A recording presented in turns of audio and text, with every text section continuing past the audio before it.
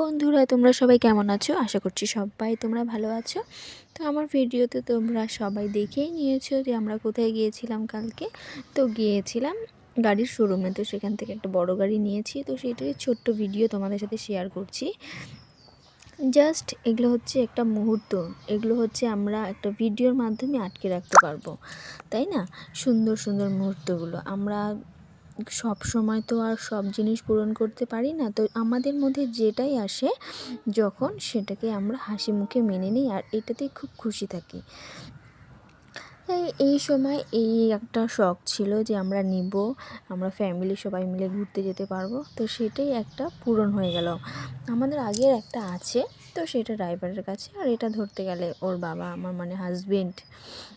আমার হাজব্যান্ড সে চালাবে, তো সেটার জন্যই নেওয়া হয়েছে।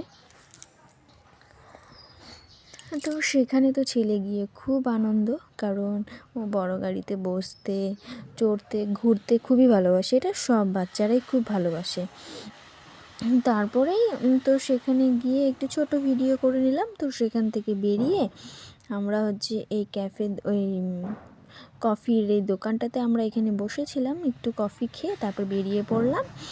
তো বেরিয়েই দেখো রাস্তাগুলো কি সুন্দর করে সাজিয়েছে, কারণ সামনে ক্রিসমাস চলে এসেছে সেজন্য। তো সেখান থেকে বেরিয়ে আমরা একটু মন্দিরে গেলাম, কারণ এখানে গাড়িটা পুজো দিয়ে ফাইনালি আমরা বাড়ি যাব। তখন প্রায় রাত্রি 9টার মতন বাজে, তখন মন্দিরটা বন্ধ করে দিবে। তো তাড়াহুড়ো করে বলল ঠিক আছে, ঘরে ঠাকুরের এখানে যে ফুলগুলো ছিল তো সেগুলো দিয়েই পুজো দিয়ে দিল, কারণ ফুল আনার তখন আর টাইম নেই, কারণ সব দোকান বন্ধ হয়ে গেছে, রাত্রি হয়ে গেছে। তারপরেই তো সেখানে তাড়াহুড়ো করে পুজো দিয়ে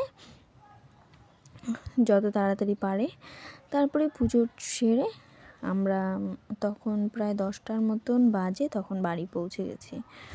তো এখানে পুজো দেওয়ার সময় পাশে অনেকজন দাঁড়িয়েছিল, যে যারা প্রসাদ চাচ্ছিল, বলছিল যে কিছু দাও, মানে যাদের একটু দক্ষিণা হিসেবে দিতে লাগে, তো তাদেরকেই আমার হাজব্যান্ড দিয়ে দিল, তাদেরকে খুশি করে দিল, যেটুকু পারছি আমরা সেটুকুই দিয়েছি। তো সেখান থেকেই পুজো টুজো সেরে ফাইনালি আমরা বাড়িতে চলে যাওয়ার সময় স্কুল ছিল তার পরের দিন, বলতে আজকের কথা বলছি।